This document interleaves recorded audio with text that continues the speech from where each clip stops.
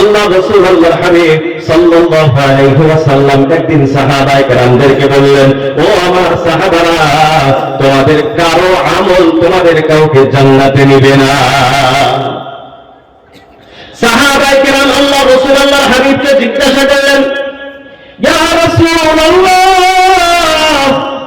আমাদেরকে আমাদের আমল জান্নাতে নিবে না, ঠিক আছে, কিন্তু আপনি যে এত কষ্ট করে করে আমল করেন, আপনি যে এত রাত্রি জাগেন, রাত পুরি রাত জেগে জেগে যে আপনি আল্লাহর ইবাদত বন্দেগী করেন, আপনার আমল আপনাকে জান্নাতে নিবে কি নিবে না?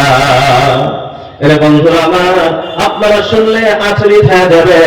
আল্লাহ রাসূল আল্লাহর হাবিব সাল্লাল্লাহু আলাইহি ওয়াসাল্লাম জবাব দিলেন, ও আমার সাহাবারা, আমার আমল আমাকে জান্নাতে নিবে না।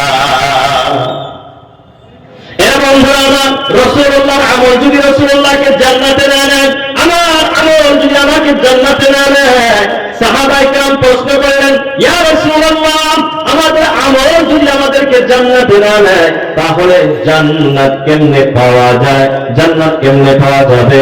আল্লাহ রাসূল আল্লাহর হাবিব সাল্লাল্লাহু আলাইহি ওয়াসাল্লাম জানায় দিলেন, বিরহমাতিন মিনাল্লাহি ওয়া ফাদলিন মিনহু, আল্লাহর খাস দয়া, আল্লাহর মেহেরবানি, আল্লাহর ফজল ও করমে জান্নাত পাওয়া যায়। বলি সুবহানাল্লাহ।